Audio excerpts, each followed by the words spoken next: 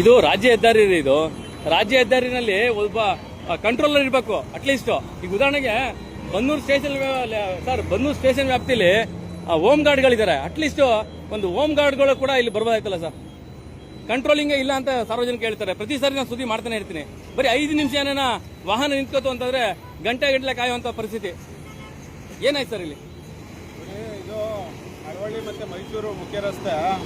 ಈ ರಸ್ತೆನಲ್ಲಿ ಇಲ್ಲಿ ನರಸೀಪುರ ಹೋಗುವಂಥ ಸರ್ಕಲ್, ಸಂತೆಮಳ ಸರ್ಕಲ್, ಇದು ಬಸವೇಶ್ವರ ಸರ್ಕಲ್. ಇಲ್ಲಿ ಮೇಲ್ಗಡೆ ನಾಲೆ ಪಕ್ಕ ಇದು ಅತಿ ಗಣ್ಯರ ಅತಿಥಿ ಗೃಹ ನಿರ್ಮಾಣ ಮಾಡಿದ್ದಾರೆ PW ಇಲಾಖೆಯಿಂದ. ನೀರಾವರಿ ಇಲಾಖೆ ಕಚೇರಿಗಳಿದೆ.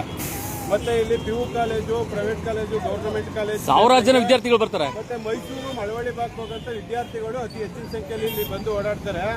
ಇಲ್ಲಿ ಒಂದು 20 ಅಡಿ ರೋಡ್ ಮಾತ್ರ ನಾಲೆ ಮೇಲ್ಗಡೆ ಇರೋ ಹಳೆಯ ಸೇತುವೆ. ನಾವು ಎಲ್ಲ ಚಿಕ್ಕ ಒಂದು 40-50 ವರ್ಷದ್ದು ನಾಲೆ ಆದಾಗ ಮಾಡಿರೋ ಸೇತುವೆ ಇರೋದದು. ಬರೀ ಒಂದು ವಾಹನ ಓಡಾಡುವಷ್ಟು ಇಲ್ಲಿದೆ.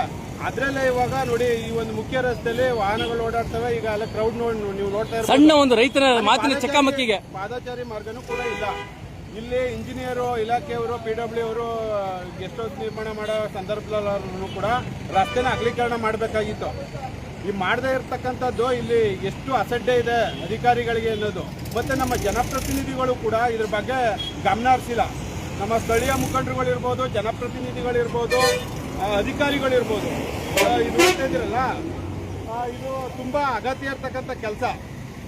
ಇದರಿಂದ ವಿದ್ಯಾರ್ಥಿಗಳಿಗೆ ಭಾರಿ ಅನಾನುಕೂಲ ಆಯ್ತಾ ಇದೆ. ಆ ನಾಲೆ, ಆ ರಸ್ತೆ ಪಕ್ಕ ಇಕ್ಕೆಗಳಲ್ಲಿ ಅಟ್ಲೀಸ್ಟ್ ಪಾದಚಾರಿ ಮಾರ್ಗದಲ್ಲಿ ಓಡಾಡಕ್ಕಾರು ಅವಕಾಶ ಮಾಡಿಕೊಡ್ಬೇಕು. ಆಗ ಆಗಿಲ್ಲ. ನೀವು ಹತ್ತಿರದಿಂದ ಅದನ್ನ ನೀವು ನೋಡಿದ್ರೆ, ಅಲ್ಲಿ ವಿಡಿಯೋ ಮಾಡಿದ್ರೆ ನೋಡಿ ಎಷ್ಟು ಟ್ರಾಫಿಕ್ ನೋಡಿ ಏನು ಅಂತ ಅರ್ಥ ಆಯ್ತದೆ. ಹೌದೌದು, ತುಂಬಾ ಸಮಸ್ಯೆ ಇದೆ.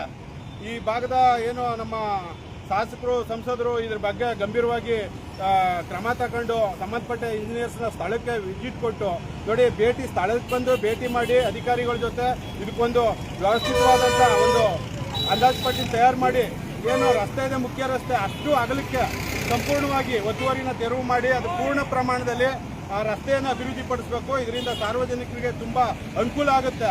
ಮಾಡಲಿಲ್ಲ ಅಂದ್ರೆ ಇಲ್ಲಿ ಸಾವು ನೋವು, ಅಪಘಾತಗಳು ನಡೀತಾನೆ ಇರ್ತವೆ.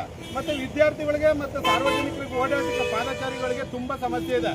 ಅದ್ರಲ್ಲಿ ಮತ್ತೆ ವೀಲಿಂಗ್ ಮಾಡೋ ಪುಂಡ್ರು ಬೇರೆ ಇಲ್ಲಿ. ಮತ್ತೆ ಇದ್ರ ಬಗ್ಗೆ ಪೊಲೀಸ್ ಇಲಾಖೆನೂ ಕೂಡ ನೋಡಿ, ಇದು ಇಷ್ಟಕ್ಕೆ ಮಾತ್ರ ಅಲ್ಲ, ಪೊಲೀಸ್ ಇಲಾಖೆನೂ ಕೂಡ ಇಲ್ಲಿ ಆಯ್ತಾ ಇರೋ ಸಮಸ್ಯೆ ಬಗ್ಗೆ, ಸಾರ್ವಜನಿಕರಿಗೆ ಆಯ್ತಾ ತೊಂದರೆ ಬಗ್ಗೆ, ವಾಹನಗಳು ಓಡಾಟಕ್ಕೆ ಆಯ್ತಾ ಇರೋ ತೊಂದರೆ ಬಗ್ಗೆ ಸಂಬಂಧಪಟ್ಟ ಇಲಾಖೆಗಳಿಗೆ ಪತ್ರವ್ಯವಹಾರ ಮಾಡಿ ಸಂಬಂಧಪಟ್ಟ ಇಲಾಖೆ ಗಮನಕ್ಕೆ ತಂದು ಕ್ರಮ ವಹಿಸಬೇಕು.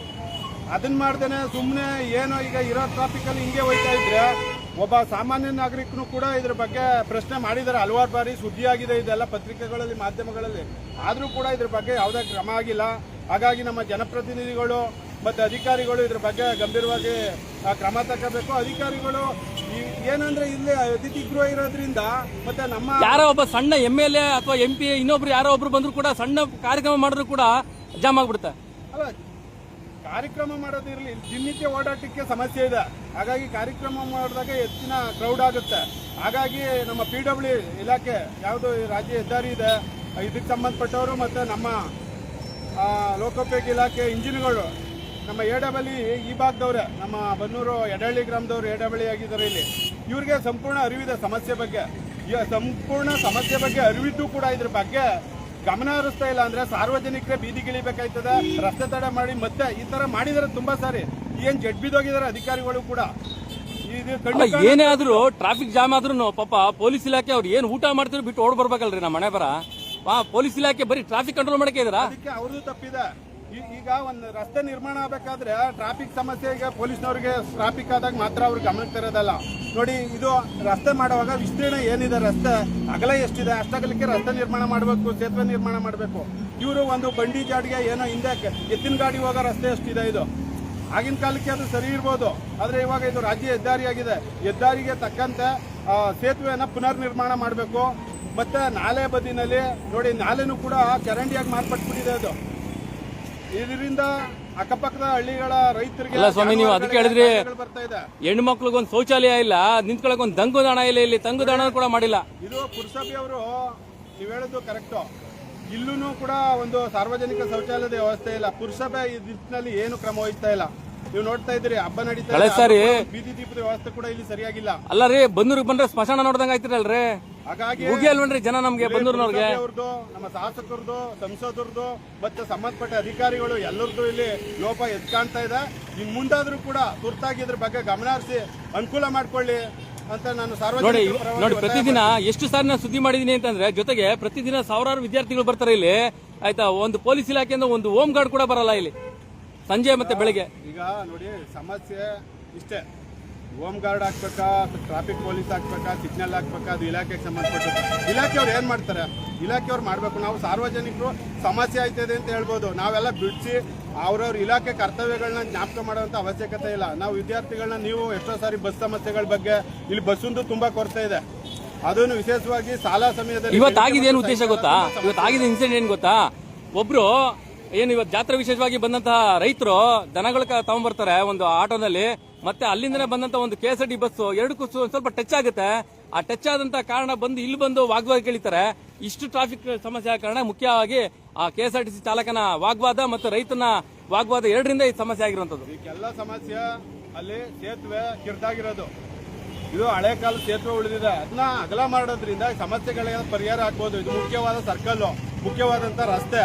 ಹಾಗಾಗಿ ಶಾಲಾ ಮಕ್ಕಳು ಹೆಚ್ಚಿನ ಸಂಖ್ಯೆಯಲ್ಲಿ, ಶಾಲಾ ಕಾಲೇಜ್ ಮಕ್ಕಳು, ವಿದ್ಯಾರ್ಥಿಗಳು, ವಿದ್ಯಾರ್ಥಿನಿಯರು, ಸಾರ್ವಜನಿಕರು ಒಂದಷ್ಟು ವೀಲಿಂಗ್ ಪುಂಡ್ರು ನೋಡಿ, ವೀಲಿಂಗ್ ಪುಂಡ್ರು ಒಂದ್ ಕಡೆ ಆದ್ರೆ ಬಸ್ಸಿನ ಸಮಸ್ಯೆ ಇನ್ನೊಂದ್ ಕಡೆ. ಮತ್ತೆ ಇಲ್ಲಿ ಇಂಥ ಸ್ಥಳದಲ್ಲಿ ಬಾರ್ ಇದೆ. ಇಲ್ಲಿ ಈ ಬಾರನ್ನ ಈ ಭಾಗ ಸರ್ಕಲ್ ಇಂದ ಹೊರಗಡೆಗೆ ಸ್ಥಳಾಂತರ ಮಾಡಬೇಕು. ಶಾಲಾ ಕಾಲೇಜುಗಳು ಹತ್ತಿರದಲ್ಲಿರುವಾಗ ಆ ಬಾರು ಕಪ್ಪು ಚುಕ್ಕಿಯಾಗಿ ಇದೆ. ಇದನ್ನ ಅಟ್ಲೀಸ್ಟ್ ಕನಿಷ್ಠ ಪಕ್ಷ 1 ಕಿಲೋಮೀಟರ್ ಅಂತರದಲ್ಲಿ ಇದನ್ನ ಹೊರಕ್ಕೆ ಹಾಕೋದು ಎಲ್ಲ ದೃಷ್ಟಿಯಿಂದ. ಒಂದ್ ನಗ ಮಾತೇನು ಅಂದ್ರೆ, ನೀವು ಬಾರ್ಗೆ ಹೋದ್ರಿ ಸ್ವಾಮಿ, ಬಾರ್ಗೆ ಹೋದ್ರಿ ಪೆಟ್ಟಿ ಅಂಗಡಿಗಳಲ್ಲಿ 4 ಗಂಟೆಗೆ ಎಣ್ಣೆ ಸಿಗುತ್ತೆ. ನೈಜತೆ ಅದು ಇರೋಂತ ಸಮಸ್ಯೆ. ಅದು ಪೆಟ್ಟಿ ಅಂಗಡಿಯಲ್ಲಿ 4 ಗಂಟೆಗೆ ಎಣ್ಣೆ ಸಿಗುತ್ತೆ. ಹಣೆ ಬರ, ನಮ್ ಬಂದೂರು ಹಣೆ ಬರ. ನೋಡಿ, ನಾವು ಇಷ್ಟು ಫೈನಲ್ ಆಗಿ ಏನು ಅಂದ್ರೆ ಎಲ್ಲ ಮಾತಾಡಿದ್ವಲ್ಲ, ಇಷ್ಟೆಲ್ಲ ಸಮಸ್ಯೆ ಇದೆ ಸರ್ಕಲ್ ಒಳಗಡೆ.